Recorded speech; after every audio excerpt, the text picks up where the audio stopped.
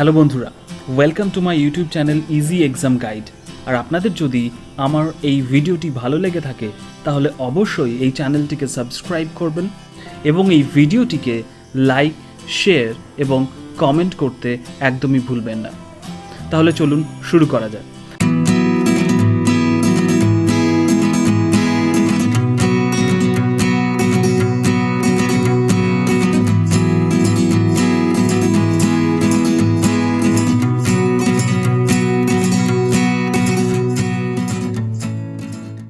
আজকে আমরা এই ভিডিওতে ডিসকাস করব কিভাবে অ্যাফার্মেটিভ সেন্টেন্স বা হ্যাঁবাচক বাক্য থেকে আমরা নেগেটিভ সেন্টেন্স বা নাবাচক বাক্যে পরিবর্তন করতে পারি, তার কিছু রুলস বা নিয়ম।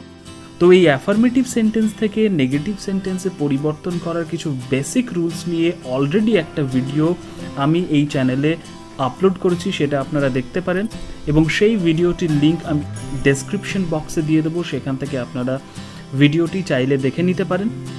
আর আজকে এই ভিডিওটিতে যদি আমি সমস্ত রুলস নিয়ে ডিসকাস করতে চাই তাহলে ভিডিওটা ভীষণ বড় বা একটা লেন্দি ভিডিও হবে। তো সেক্ষেত্রে আমরা ভিডিওটিকে দুটো পার্টে ভাগ করছি আর এটা হচ্ছে first part of the video. তাহলে চলুন শুরু করা যাক। সো প্রথমেই আসা যাক রুল 1-এর ক্ষেত্রে বা ফার্স্ট রুলের ক্ষেত্রে। তো অ্যাফার্মেটিভ সেন্টেন্স বা হ্যাঁবাচক বাক্যে যদি অনলি, অ্যালোন এবং মেয়ারলি যদি থাকে তাহলে নেগেটিভ সেন্টেন্স বা নাবাচক বাক্যে পরিবর্তন করার ক্ষেত্রে আমরা none but, nothing but, not more than or not less than ব্যবহার করব। তো নান বাট আমরা ব্যবহার করব কোনো ব্যক্তির ক্ষেত্রে, নাথিং বাট আমরা ব্যবহার করব কোনো বস্তুর ক্ষেত্রে এবং not more than or not less than এই দুটো ফ্রেজ আমরা ব্যবহার করব সংখ্যা বা কোনো নাম্বার বোঝালে। তো ফার্স্ট রুলটা আমি আরেকবার বলছি, অ্যাফার্মেটিভ সেন্টেন্সে যদি অনলি, অ্যালোন, মেয়ারলি থাকে তাহলে নেগেটিভ সেন্টেন্সে যখন পরিবর্তন করব সেই বাক্যটাকে, সেই বাক্যে আমরা none but, nothing but, not more than or not less than ব্যবহার করব। তা কিছু এক্সাম্পলের মাধ্যমে ব্যাপারটা আরও ভালো করে দেখা যাক। So these are the examples of rule number 1. তো ফার্স্ট এক্সাম্পলে আসা যাক। ফার্স্ট এক্সাম্পল বলছে কি, অনলি গড ক্যান সেভ আস, শুধুমাত্র ভগবান আমাদের বাঁচাতে পারেন। তো এখানে অনলি আছে, তো গডকে আমরা কোনো পার্সন হিসেবে ট্রিট করি। এই সেন্টেন্সে যেহেতু গডকে কোনো পার্সন হিসেবে ট্রিট করা হচ্ছে তা অনলির বদলে আমরা কি ব্যবহার করলাম, নান বাট। আমরা আগেই দেখেছি যে অনলি থাকলে আমরা নান বাট ইউজ করব কোনো ব্যক্তি বোঝালে। তো এখানে গড যেহেতু কোনো ব্যক্তি বোঝাচ্ছে তাই আমরা অনলির জায়গায় কি ইউজ করলাম, নান বাট। তো none but God can save us, শুধু অনলিকে আমরা দিয়ে রিপ্লেস করলাম নান বাট। তো অনলি এটা হচ্ছে অ্যাফার্মেটিভের এক্সাম্পল, তো নান বাট আমরা যখন ইউজ করলাম এটা হয়ে গেল কি নেগেটিভ সেন্টেন্স। তো সেকেন্ড এক্সাম্পলে আসা যাক, I have only a pencil box. এখানেও দেখো অনলি আছে, I have only a pencil box, কিন্তু পেন্সিল বক্স এখানে বস্তু। তা পেন্সিল বক্স যেহেতু এখানে বস্তুকে বোঝাচ্ছে তাই এখানে আমরা কি ইউজ করছি, নাথিং বাট। তো অনলির জায়গাতে আমরা এখানে শুধু বসালাম নাথিং বাট, শুধু অনলিটাকে এখানে আমরা নাথিং বাট দিয়ে রিপ্লেস করেছি। বাকি সেন্টেন্সের বাকি পার্টগুলো কিন্তু একই আছে, তার কোনো পরিবর্তন হয়নি। একই রকমভাবে যদি আমরা থার্ড এক্সাম্পলে আসি তাহলে দেখব কি, সুকান্ত হ্যাজ অনলি 5 ম্যাঙ্গোজ। এখানে দেখো 5 ম্যাঙ্গোজে কোনো একটা সংখ্যা বোঝাচ্ছে, 5 মানে 5। তো এই 5 ওয়ার্ডের দ্বারা এখানে একটা সংখ্যা বোঝানো হচ্ছে। তো নেগেটিভ করার ক্ষেত্রে আমরা তো আগেই জেনেছি রুলসে, যদি কোনো সংখ্যা বোঝাই তাহলে নট মোর দ্যান ইউজ করব। তো এখানে অনলির জায়গায় শুধুমাত্র আমরা নট মোর দ্যান ইউজ করেছি। এখানে সেন্টেন্সের বাকি পার্টের কোনো পরিবর্তন হয়নি, সেটা আনচেঞ্জডই আছে। তো সুকান্ত হ্যাজ অনলি 5 ম্যাঙ্গোজ, এটাকে পরিবর্তন করলে আমরা কি করলাম, Sukanta has not more than 5 mangoes. এটাকে আমরা এভাবেও লিখতে পারতাম, সুকান্ত হ্যাজ, এই নট মোর দ্যানের জায়গায় যদি লিখতাম যে নট লেস দ্যান, তাহলেই কিন্তু সেটা একদম কারেক্ট সেন্টেন্স হতো। সেন্টেন্সের বেঙ্গলি মিনিংটা যদি আমরা দেখি তাহলে দেখো এরকম দাঁড়াবে, সুকান্ত হ্যাজ অনলি 5 ম্যাঙ্গোজ, এর মানে হচ্ছে সুকান্ত শুধুমাত্র 5টা আম আছে। তো নেগেটিভ সেন্টেন্স যখন আমরা করছি তার মানে গিয়ে দাঁড়াচ্ছে Sukanta has not more than 5 mangoes, সুকান্তর 5টা আমের বেশি নেই। অর্থাৎ 5টা আমের বেশি নেই মানে 5টা আম আছে। আমরা যদি এটাকে এরকমভাবে করতাম যে Sukanta has not less than 5 mangoes, Sukanta 5টার কম আম নেই, তাহলে সেটাও কিন্তু কারেক্ট সেন্টেন্স হতো। So this is the rule number 1। এবার সেকেন্ড রুলের ক্ষেত্রে আসা যাক।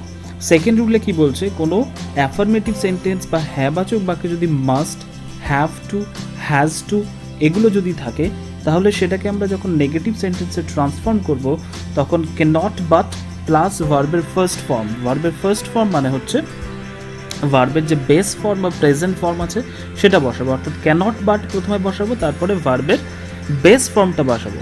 এটা একটা নিয়ম হতে পারে। আর সেকেন্ড রুলস কি বলছে দেখো, ক্যানট হেল্প তার সঙ্গে ভার্বের ফার্স্ট ফর্ম এবং আইএনজি, অর্থাৎ ক্যানট হেল্প প্লাস ভার্বের বেস ফর্ম এবং তার সঙ্গে আইএনজি বসাবো।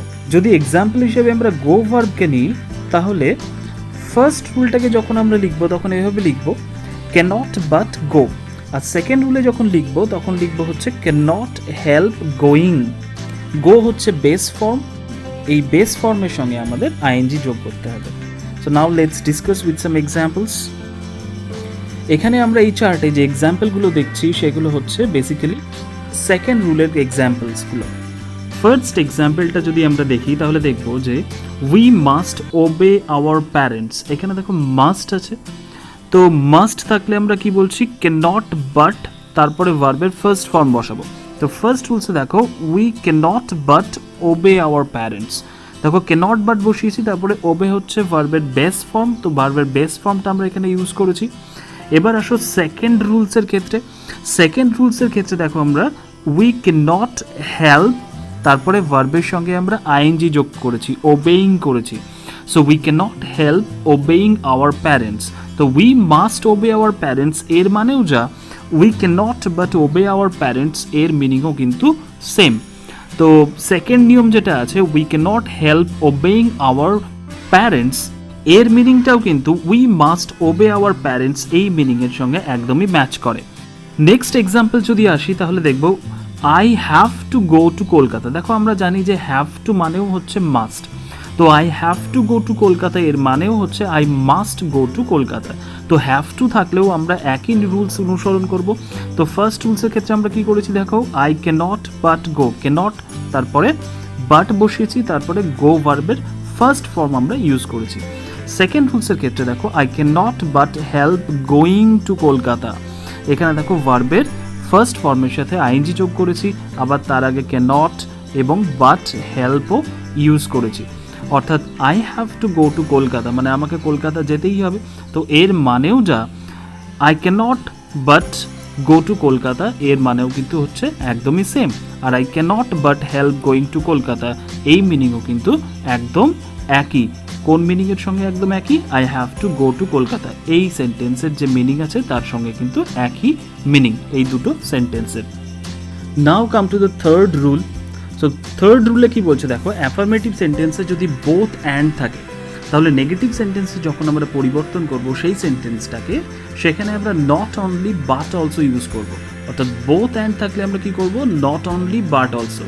অ্যাফার্মেটিভ সেন্টেন্সে বোথ অ্যান্ড যদি থাকে, নেগেটিভ সেন্টেন্সে ট্রান্সফর্ম করার সময় সেই বোথ অ্যান্ডকে পরিবর্তন করে আমরা not only but also use করব। তো অ্যাফার্মেটিভ সেন্টেন্সের যে ফার্স্ট এক্সাম্পলটা আছে সেটা নিয়ে আমরা ফার্স্টে ডিসকাস করি। ফার্স্ট এক্সাম্পলে বলছে দেখো, both Suman and Sukanta went to school yesterday. অর্থাৎ সুমন এবং সুকান্ত দুজনেই গতকালকে স্কুলে গিয়েছিল।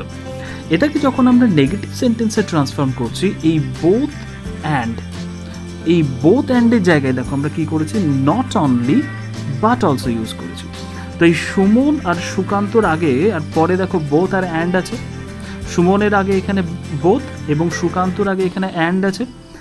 কিন্তু নেগেটিভ সেন্টেন্সের ক্ষেত্রে দেখো একই নিয়ম আমরা ফলো করেছি। এই সুমনের আগে আমরা নট অনলি ইউজ করব এবং সুকান্তর আগে আমরা কি করেছি, বাট অলসো ইউজ করেছি। বাকি দেখো পুরো সেন্টেন্সটার কোনো পরিবর্তন হয়নি। অর্থাৎ not only Suman but also Sukanta went to school yesterday. শুধুমাত্র সুমনই নয়, সুকান্তও গতকালকে স্কুলে গিয়েছিল। অর্থাৎ নেগেটিভ সেন্টেন্সে যখন আমরা ট্রান্সফর্ম করছি, এই নট অনলি এখানে নট আছে, এটা নেগেটিভ সেন্টেন্স। তো নেগেটিভ সেন্টেন্সে যখন আমরা এটাকে ট্রান্সফর্ম করলাম, এটার মানেও বেসিক্যালি কিন্তু সুমন এবং সুকান্ত দুজনেই গতকালকে স্কুলে গিয়েছিল। এবার নেক্সট এক্সাম্পলে আসো, I have visited both Darjeeling and Gangtok. আমি দার্জিলিং এবং গ্যাংটক দুটো জায়গায় দেখেছি, বা আমি দার্জিলিং এবং গ্যাংটক দুটো জায়গাতেই ঘুরতে গিয়েছি। এখানেও দেখো দার্জিলিংয়ের আগে বোথ আছে এবং গ্যাংটকের আগে অ্যান্ড আছে।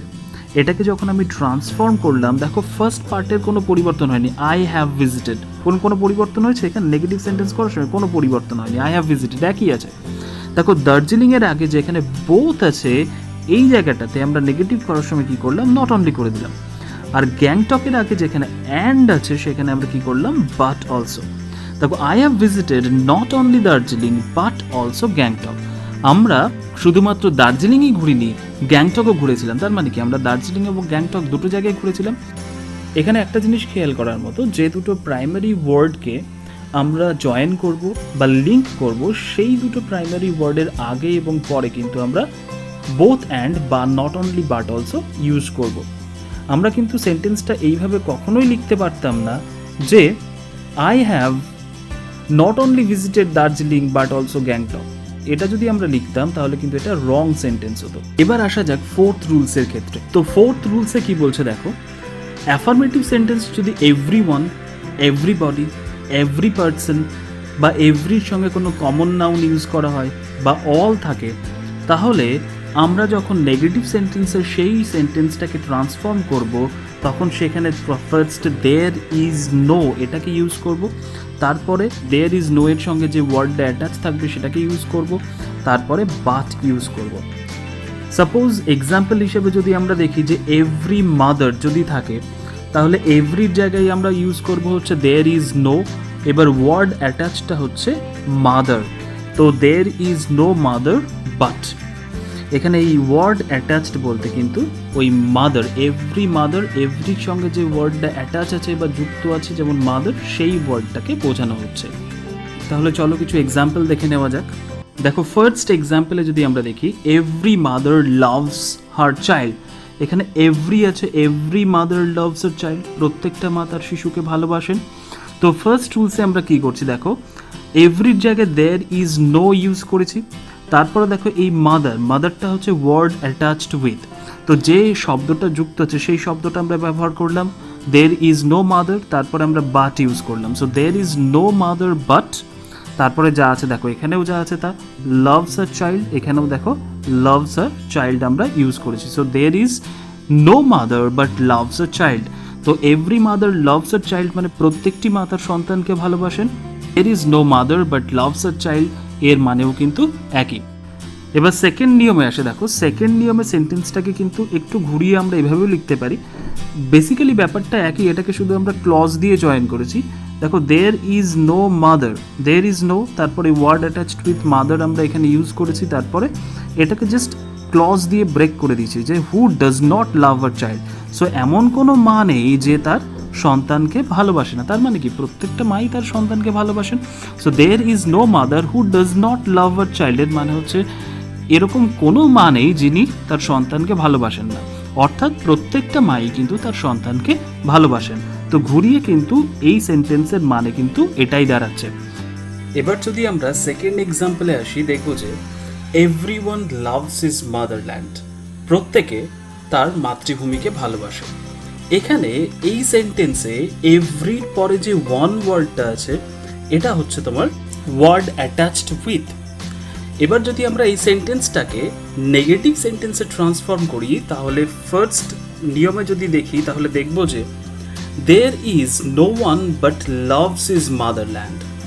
দেখো এই এভরির জায়গায় আমরা ইউজ করেছি দেয়ার ইজ নো, তারপর এই যে ওয়ানটা আছে সেই ওয়ানটা আমরা এখানে বসিয়েছি। So there is no one, তারপরে বাট বসিয়েছি, অর্থাৎ দেয়ার ইজ নো, তারপরে এই ওয়ানটা গিয়ে এখানে বসেছে, তারপর দেখো বাট ইউজ করেছি, তারপরে এই সেন্টেন্সে যেটুকু পড়ে আছে লাভস হিজ মাদারল্যান্ড, এই সেম এখানে দেখো হুবহু বসিয়ে দিয়েছি লাভস হিজ মাদারল্যান্ড। অর্থাৎ এভরিওয়ান লাভস হিজ মাদারল্যান্ড এর মানেও যা there is no one but loves his motherland এর অর্থ কিন্তু একদম একই। এবার যদি আমরা সেকেন্ড নিয়মটা দেখি, দেয়ার ইজ নো ওয়ান, এটা সেই একই রকমভাবে ক্লজ ব্রেক করে করা হয়েছে। দেয়ার ইজ নো ওয়ান দেখো এই এভরির জায়গায় দেয়ার ইজ নো বসিয়েছি, তারপরে ওয়ান, এখানে শুধু হু দিয়ে ক্লজটাকে ব্রেক করা আছে। তো who does not love his motherland, so there is no one, এমন কোনো ব্যক্তি নেই who does not love his motherland, যে তার মাতৃভূমিকে ভালোবাসে না। অর্থাৎ প্রত্যেকটি মানুষই তার মাতৃভূমিকে ভালোবাসে। অর্থাৎ there is no one who does not love his motherland এর মানেও যা every one loves his motherland, এর অর্থ কিন্তু একদম একই বা সিমিলার। সুতরাং অ্যাফার্মেটিভ সেন্টেন্স থেকে নেগেটিভ সেন্টেন্সে ট্রান্সফর্ম করার ভিডিওর যে ফার্স্ট পার্ট, সেটা আজকে আমরা এখানেই শেষ করছি। আর আপনাদের যদি আজকে এই ভিডিওটা ভালো লেগে থাকে তাহলে অবশ্যই এই চ্যানেলটিকে সাবস্ক্রাইব করবেন, আর এই চ্যানেলটিকে লাইক, শেয়ার এবং কমেন্ট করতে একদম ভুলবেন না।